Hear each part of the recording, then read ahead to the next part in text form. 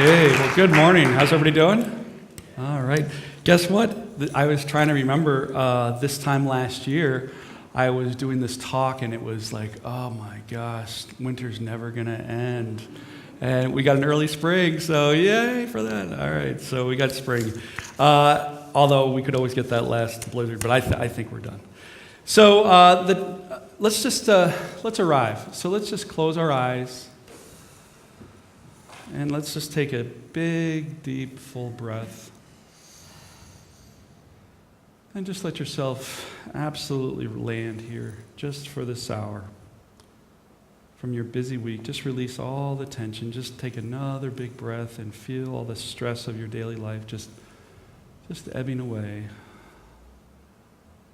Letting go of that need to rush from place to place, that need to think. Just for this hour, let it all go. And on the next exhale, just release it all. Just let it go. Just big inhale. And just let it all go. And I encourage you to just let this be the 1 hour where you absolutely relax, you receive, you let go of the need to be anywhere or do anything. Nothing but receive. So just one big last breath.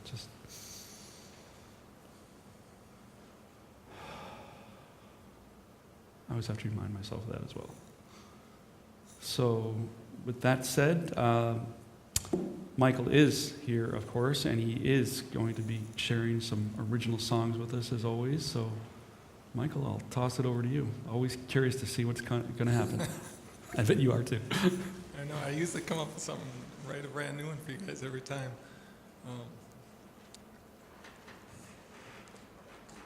And today this one didn't wind up with lyrics yet, but probably the next time you hear it, it will have lyrics to it. But it's kind of a mellow piece, and I just feel kind of mellow for this first piece, so that's what we're going to do here for now.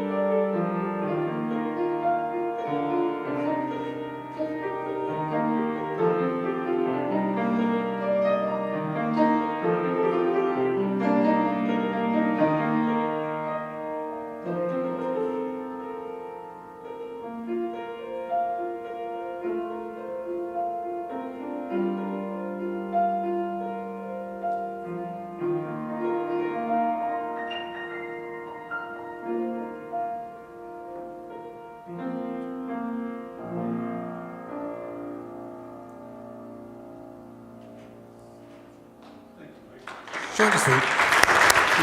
Beautiful. It does feel like that kind of day. Just kind of a mellow, peaceful. George Winston. They love it.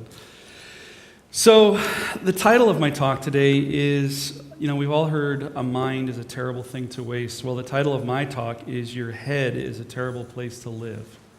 And it is. It's true. It's taken me most of my 53 years to figure this out.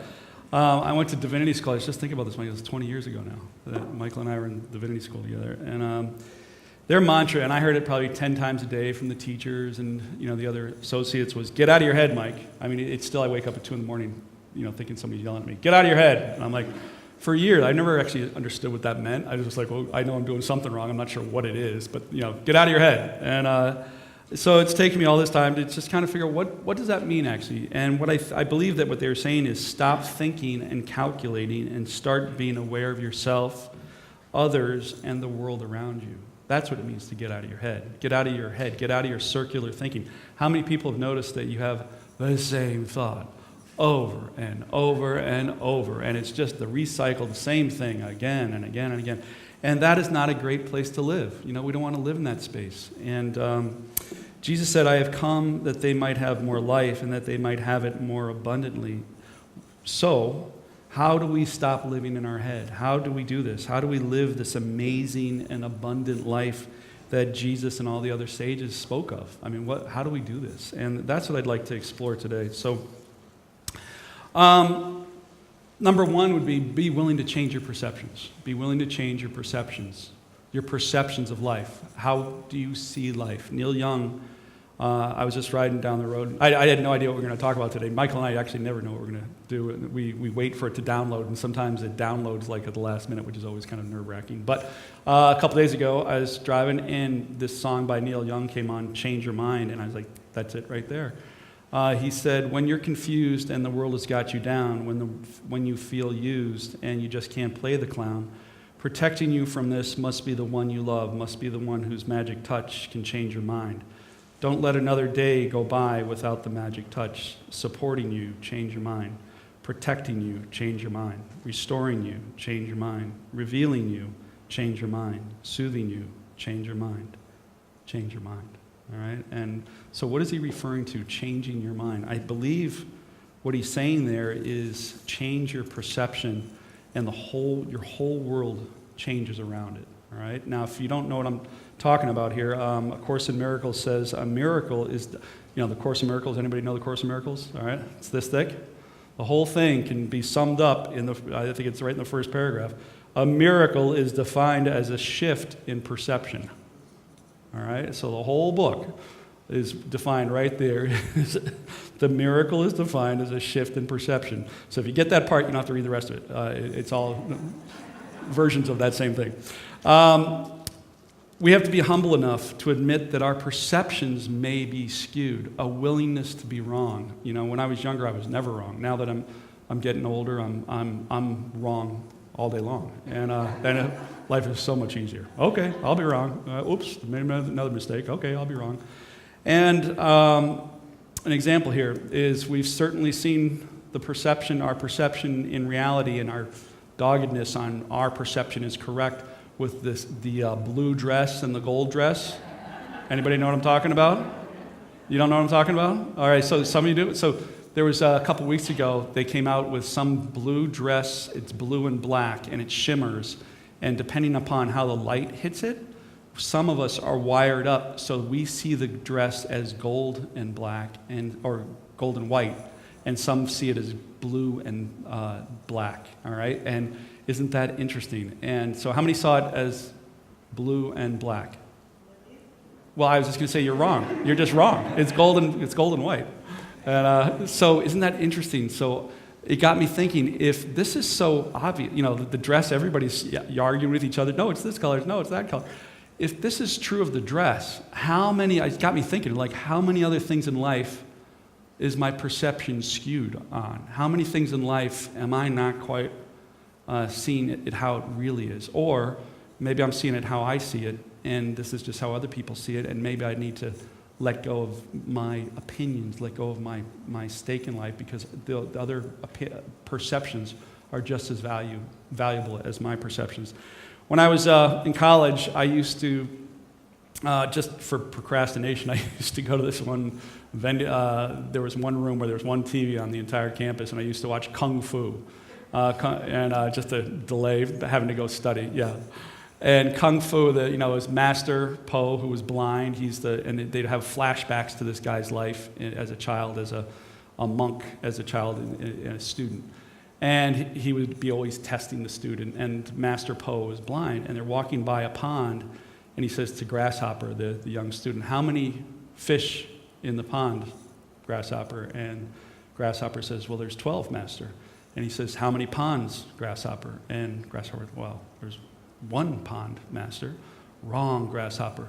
12 ponds, seen each through each individual eye of each individual goldfish, and that is their reality." Saying the same thing, right? So it's our perceptions. It's a matter of just humbling ourselves enough to know that our perception, can we actually shift our perception? If you want to shift your life, shift your perceptions. And how do we do that? That's really the core of this, what I want to talk about. Now, Joseph Campbell says the head is a secondary organ to the heart.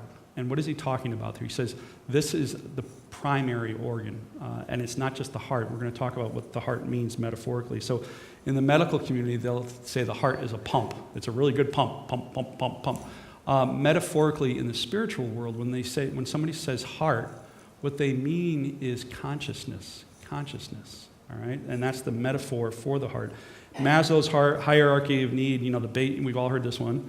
The basic need is food and water and clothing. The next one up is safety, belonging, self-esteem, self-actualization. And this is what people don't know, and you can go research this, is he had it right to a point. But then where he missed, and Maslow actually committed suicide. I don't know if people know that.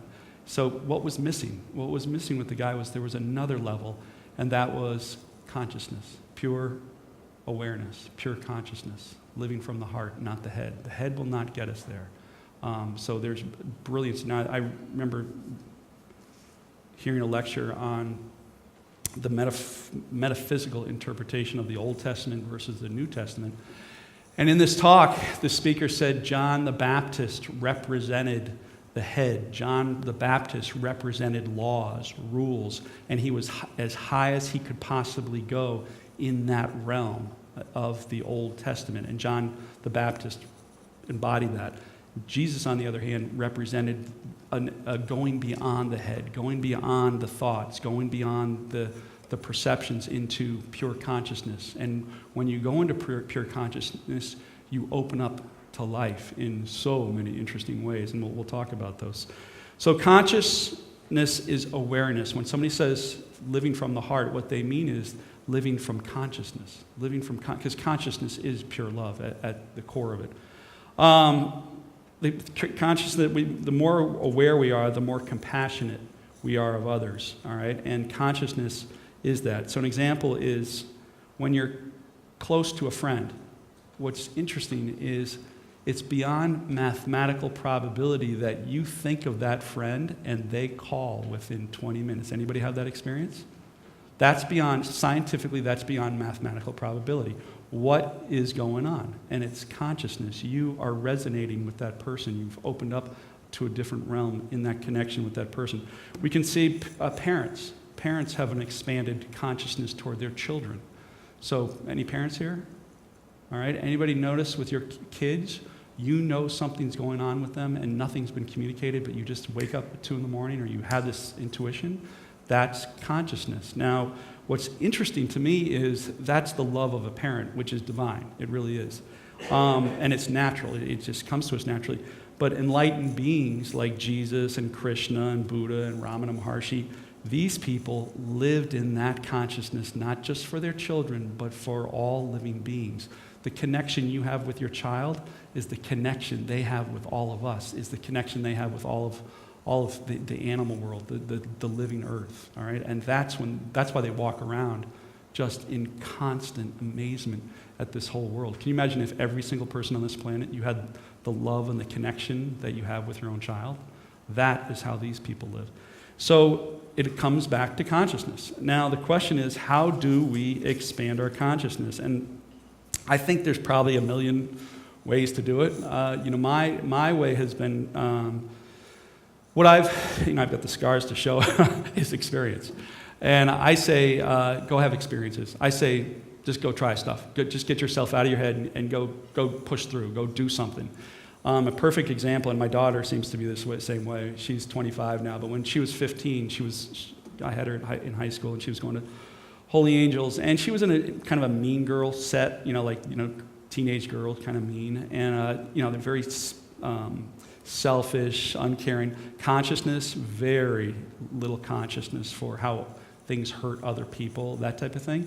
Well, they sent these kids to Mexico for a spring break, and it was kind of a trick on them. They did a 3-day thing on the beach, but then they did a 4-day thing at an orphanage. And Megan came back. She's never been the same, and in the best of ways. She said the meanest girls there were holding babies, just sobbing. So consciousness had opened up. So I say get blissfully rich on experiences. Experiences will open our consciousness.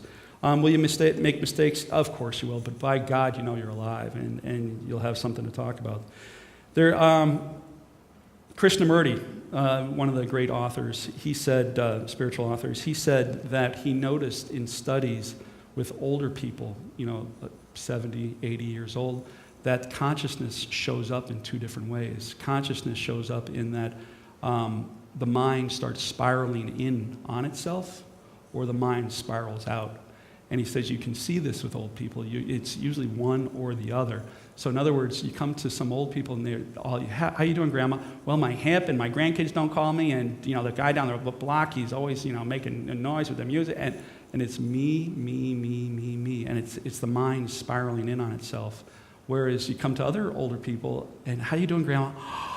Did you see the tulips came up today? Oh my God, oh look at you, and they hold you by the face. This is consciousness. There's no self left. This is consciousness expanding out further and further, and these people are just a delight to be around. Does that make sense? Yeah. So, kind of interesting. So, another story. Clarity Central, my company, Clarity Central. We're getting some interesting assignments lately. The millennial generation. Where's our millennials here? We don't have any millennials. Not one. Not one. Yeah. There we go. All right. We got one. Anyway, millennials, man, are these guys challenging. They do not play by the same rules. They want it now. They want it real, no BS, authentic. And so they're challenged. All these companies are challenged by how do you connect with these kids? They will not play by the same rules. So an example that it seems to be circulating out there is there was a story of after 9/11, Cantor Fitzgerald, which was one of the investment companies there. They lost 1,500 people in the Twin Towers, and they had a consultant come in, and the CEO, they're like, how are we going to get these guys back on board? How are we going to inspire these guys to get back to work? And the CEO is like, I'm going to go out there, I'm going to put a talk together, and it's going to be motivational, and we're going to hit the ground running. We're going to honor these people by making even more money this year, and we're going to really show people what we're made of and what our metal's made of. And the consultant, which was really interesting, there's very few people like that out there, he said, well, that's one approach. That's one approach. But what if you were to really open up and really think about, and I don't know if he used the word heart, but maybe open your heart, open your mind, and really think about what are these people experiencing? What are your people experiencing right now? Like if you really connect consciously with what your people are experiencing, what is it? And he said, it's grief. It's absolute, complete grief. And he said, well, let's start there. So the guy rewrote his whole talk, and the first thing out of his mouth was, here's what we're going to do. We're going to shut down the company for 10 days. We're not going to trade one stock to honor our friends, the people we loved. And apparently it was the most motivational thing, a lot of these consultants had ever seen.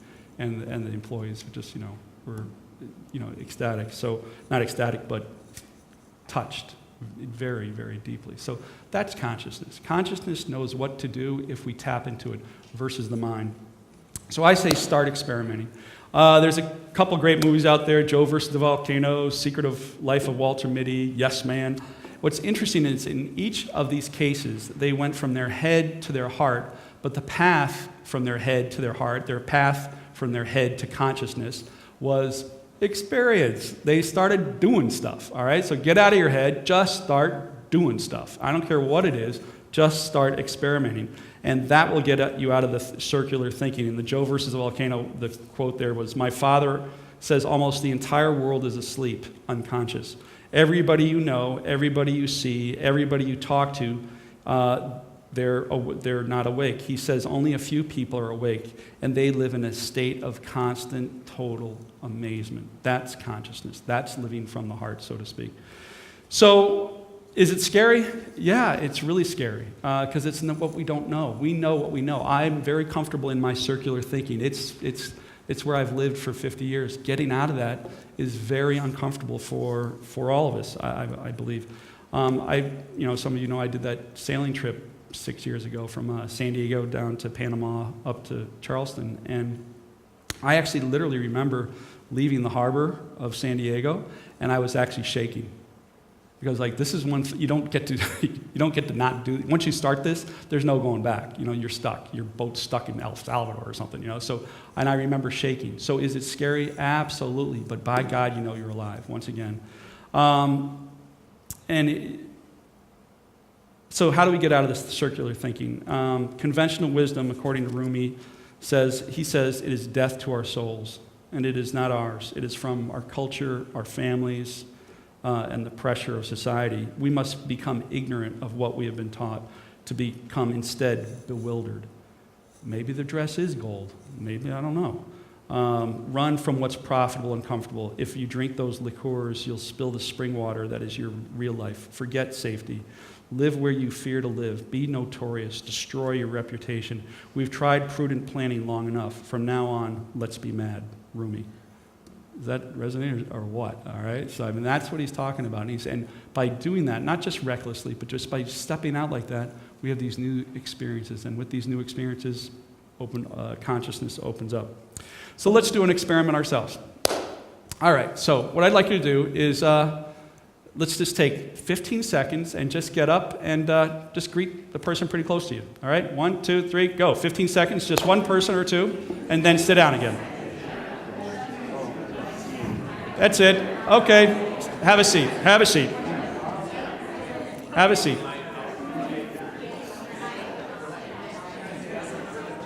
Have a seat. Have a seat. Okay.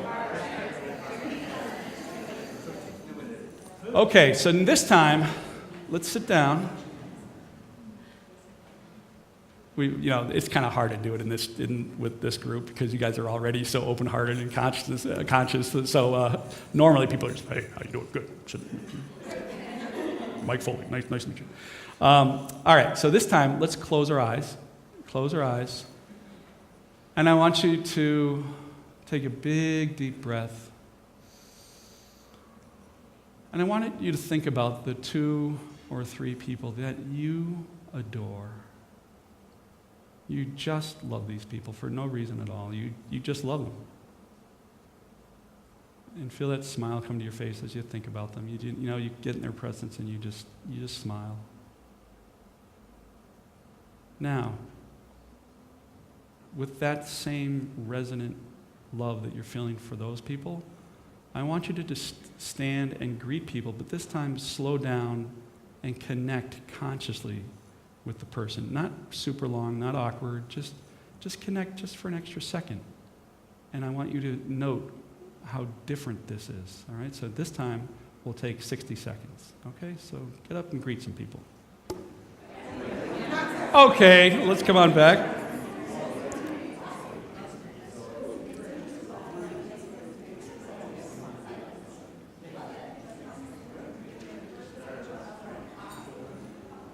Interesting, such a different energy in the room right now. Interesting. So what shifted? What shifted? Slowing down, becoming conscious, open-hearted, and this is what you put out into the world and what came back at you as a result. Open-hearted, love, connection, all right? So that's within our power. I mean, we get to actually do this. So I would just say start experimenting, not just in little things like that, but in lots of things, in all parts of life. So the third thing I would say here is own experiences, not stuff. That could be a whole talk by itself, I would say. Own experiences, not stuff. Now, I'm not saying owning things is bad. We have our mortgage. Owning stuff is not bad. However, it has to be, if you're going to be living the life you really want to live, it has to be secondary to experiences. And you can't wait for those experiences. You've got to get them going now because time is what's precious. Time. Our time on this planet is limited. And we cannot let ownership keep us from having these rich experiences. Does that make any sense? All right? People who find out that they're in a terminal illness, they could care less what they own, man. They are like, I want to go see my grandkids. I want to travel to Rome. Suddenly it's all about experiences, connection, consciousness, all right? So I say, why not start living that way now? Why not start right now? And conventional wisdom says, once I get rich, I'll do all the things I want to do. And and the institutions in our culture, they're totally happy that we think that way. And they reinforce that. It doesn't work. It doesn't work. How many people have known people that have that thought and they retire and they're dead within a couple years of retirement? I mean, it just doesn't work. And yet this is the mantra out there. This is the thing that's being pounded into all of us. Now, it doesn't mean be reckless, but it means have a perspective of do not wait for these experiences. You can have these experiences. Whenever I meet one-on-one with people, I'll do a free association. So what would you do if you had $1 million? Well, I'd go on this trip, and I'd do this, and I'd do this, and I'd do this, and I just kind of jot them down. And then once they're done, we just go through the list, and I go, tell me which one requires $1 million. Which one? And none of them do. None of them do. Yeah, do we need some money? Of course. But none of them require that much, all right? So time is what's precious. I went to a lecture by Eckhart Tolle years ago, and he's really funny. I think I might have told you this, but anyway, he comes out on the stage, and he sits down. He's just a little elf of a guy. He's the guy that wrote The Power of Now. And he sits down. He doesn't even stand. And he sits there for like 10 minutes, totally silent. And he says, if you came here for a motivational talk, I don't do that. So like 3,000 people just, oh my God, it's too funny. So he gets up and he says, this is your life. Here, this is today. The floor is your last breath. How do you want to spend it? How do you want to spend it? And what I'm saying is the mantra in our culture says, I'll start living once I get my mortgage paid off and I have $1 million in the bank, and that's what we're left with. Now that seems pretty skimpy to me. How about you guys? All right? It doesn't work. It doesn't work. So what's the answer here? Don't let the cultural materialism rob you of your life precious experiences. These are your birthright. And I'll say that again. Those experiences out there, they're your birthright, and they're there for the taking without $1 million, without any money, or very little money anyway.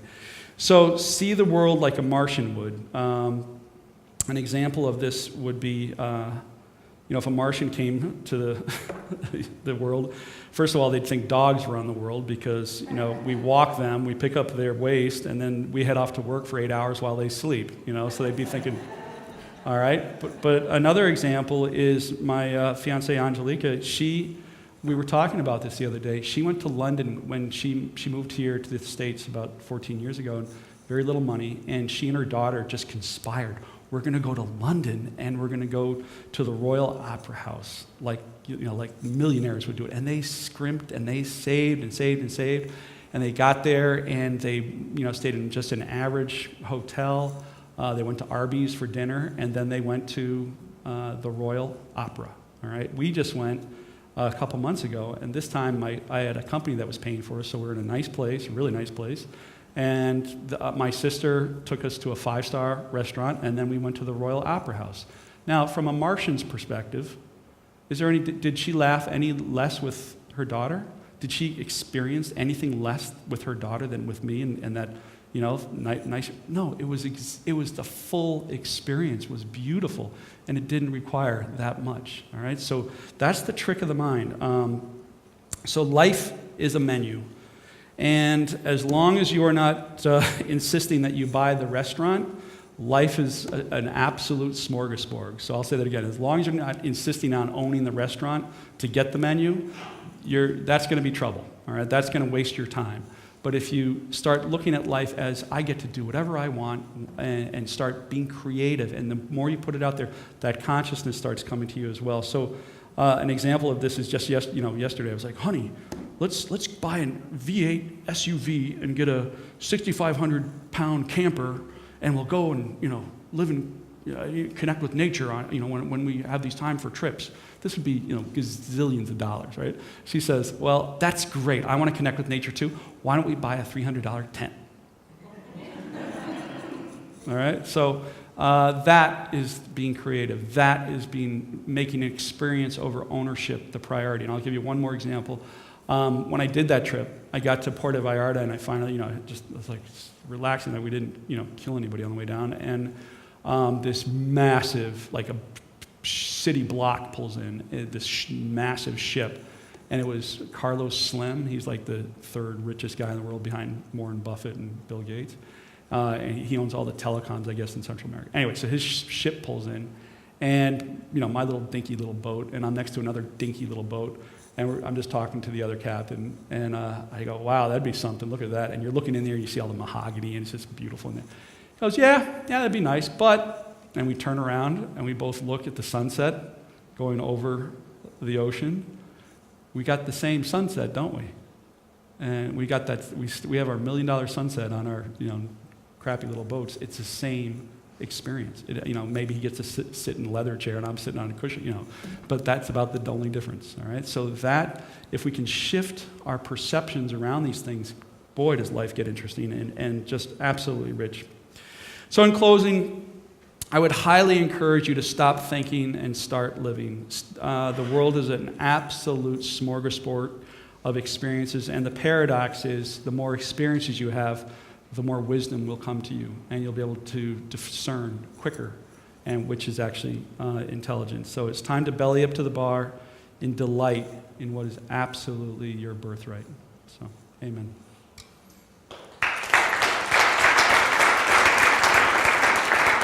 Close your eyes, take a breath if you would for a second.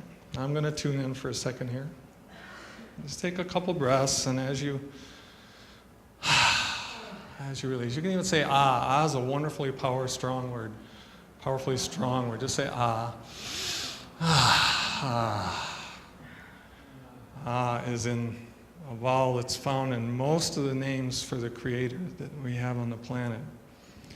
God, Ra, Jehovah. So many names for the name of the Creator that have the sound of ah. So take another breath with the ah. Just let it out.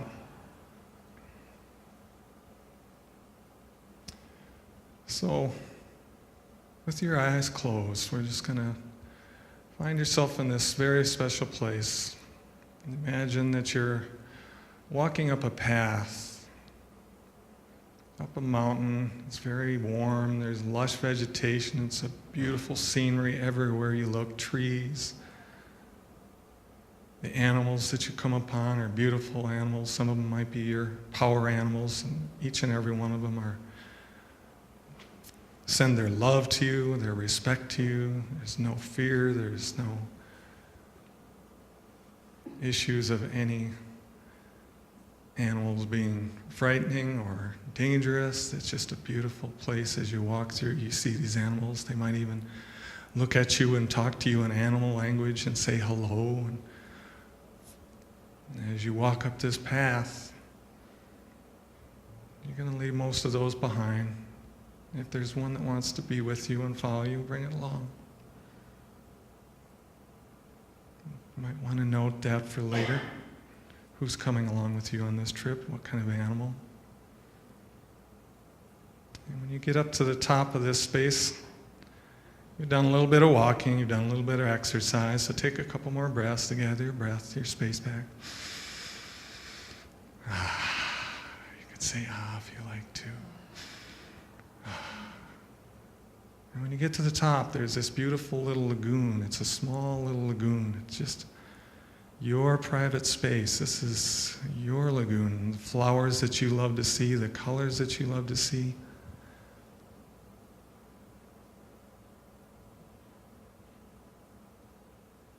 It's all for you. This is your place. The pool is shallow enough that you can just step in.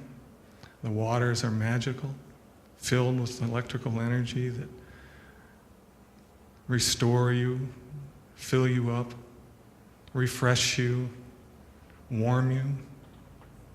If you're feeling cool, they cool you if you're feeling warm. The water temperature is absolutely perfect.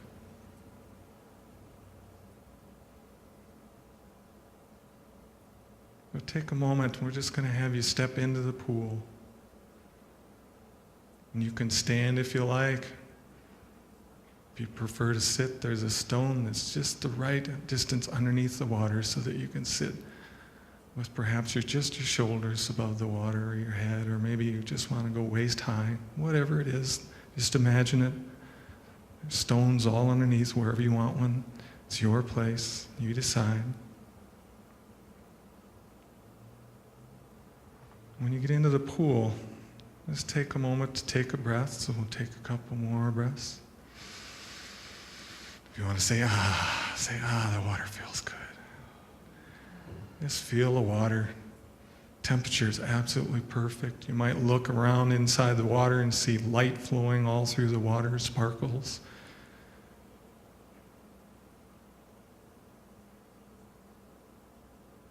Look around at the vegetation around the pool. Might be roses, might be lilies. Might see dragonflies and butterflies. This is your place. What do you want to have there?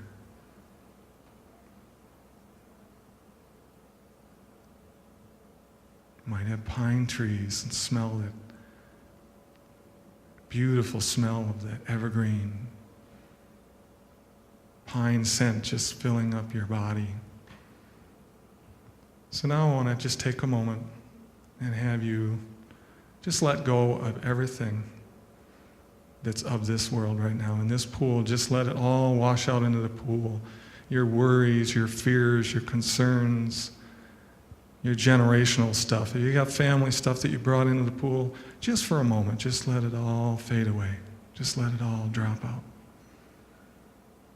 You have old mind speak in your head from parents or family members. Let it all fall out. Let it all fall away.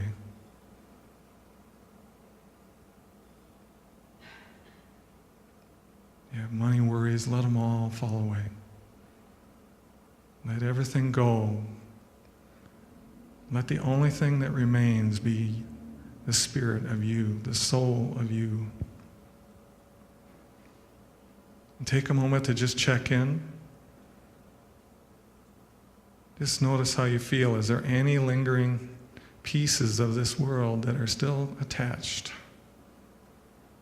Take a breath if there is. Just say thank you. I'm just going to let you go for a moment. Just let it go. Take a breath. Just let it drop away. Just let it drop away. Take a moment to see what's left. If you still have some things clinging, take another breath, say thank you.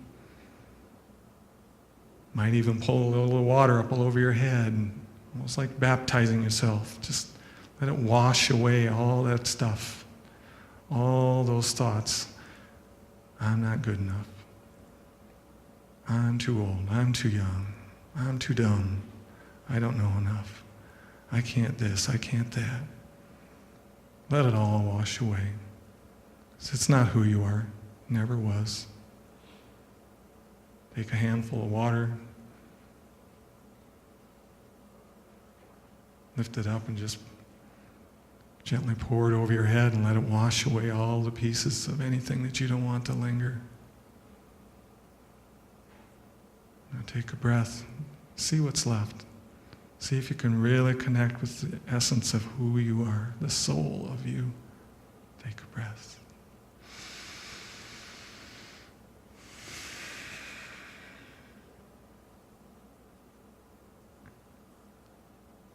And in this place, where there's just nothing but your soul,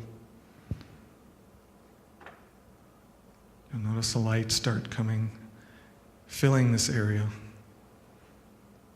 Beings who are amazed at what they see now that you've cleared away all the clutter, all the old stuff, all the stuff of who you are not. Now they see who you are. See the angels.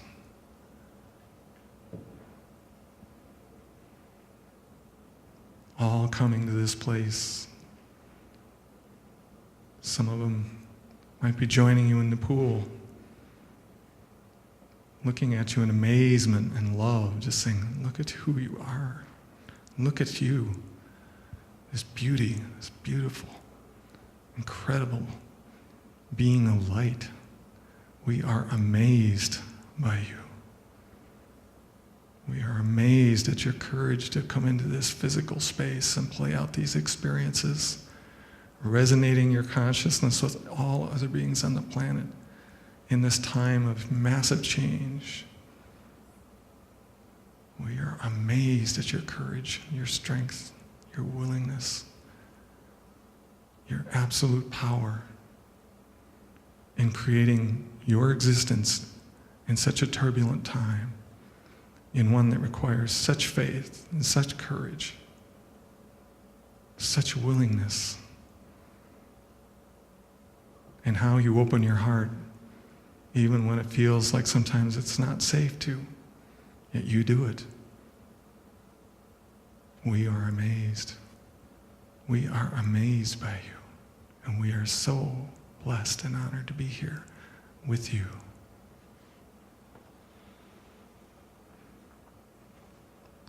So we're going to take a couple more minutes. I'm going to start my way over to the piano. You stay here, keep your eyes closed, enjoy the presence of the beloved angels who are here with you in the moment. You may hear a message about a question that you've been asking over the last week or two.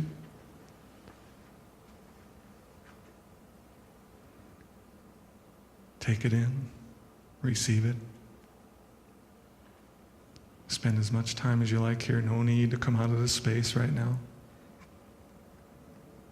Feel the warmth of the water. Continue letting anything go that you don't want to hold on to. Whenever you're ready, during a song, at the end of the song, take a couple breaths, open your eyes. Whenever you feel comfortable in doing so. Right now, you can stay here as long as you want. This is your space. This is your creation. This is your time. There's great love here for you. Just take a moment, enjoy it, experience it.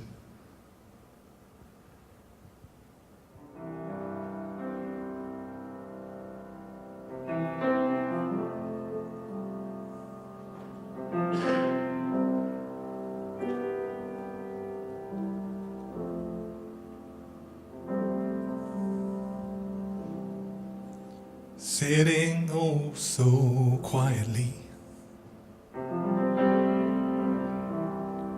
gently in your grace. With every breath I slow down just a little bit more and empty out the space, yeah. Clean out all the noise running through my mind. And I'm so happy now just to be here with you.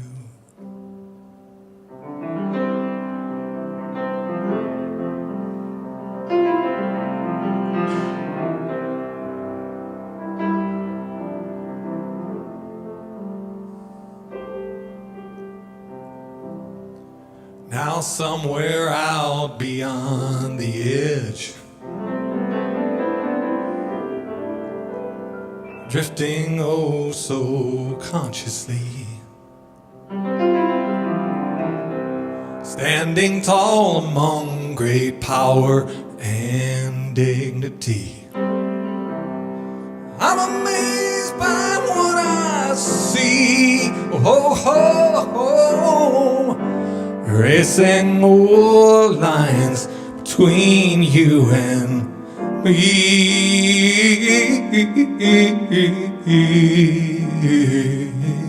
Oh, I'm so happy now just to be here with you. Oh, oh.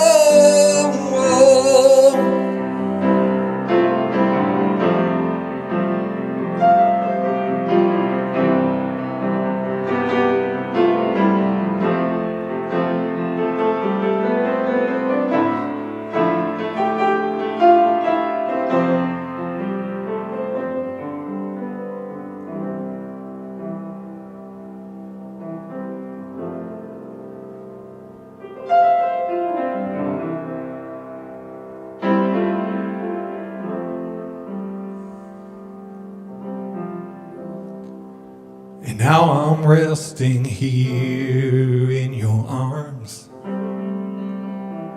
and it feels like I'm home. You make me feel like I've never been away. And it's here I want to stay. The power of your love brings me to tears.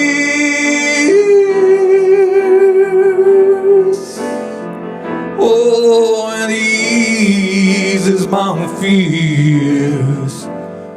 Oh, oh, oh, I'm so happy now just to be here with you. Oh, oh, oh, oh, I'm so happy now to be here with you.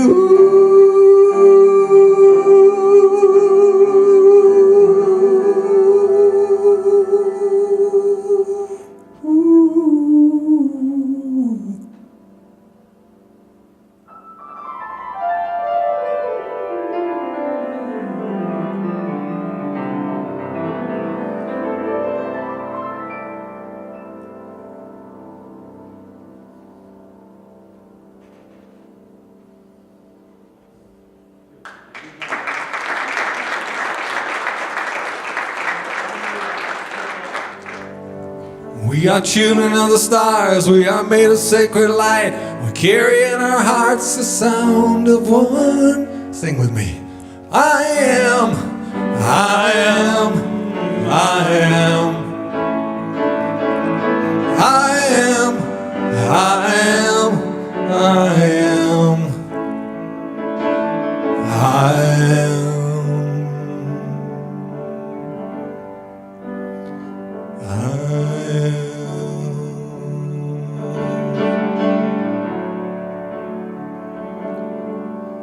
We are one with the infinite, we shine with magnificence, we carry in our soul the light of the one. I am, I am, I am. I am, I am, I am. I am.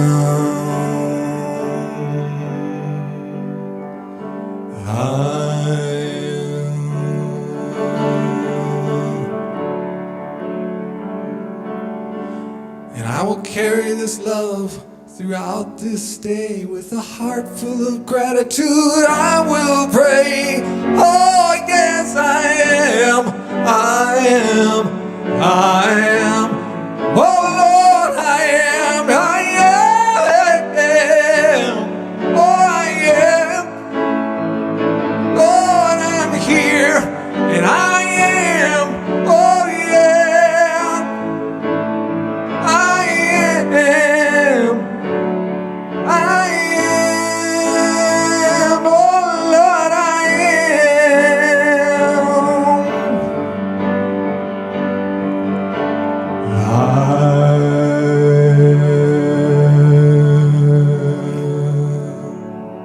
am. So as we shed the blankets of winter and emerge into this early and beautiful spring season, I'd like to encourage you to stop thinking and start having new experiences.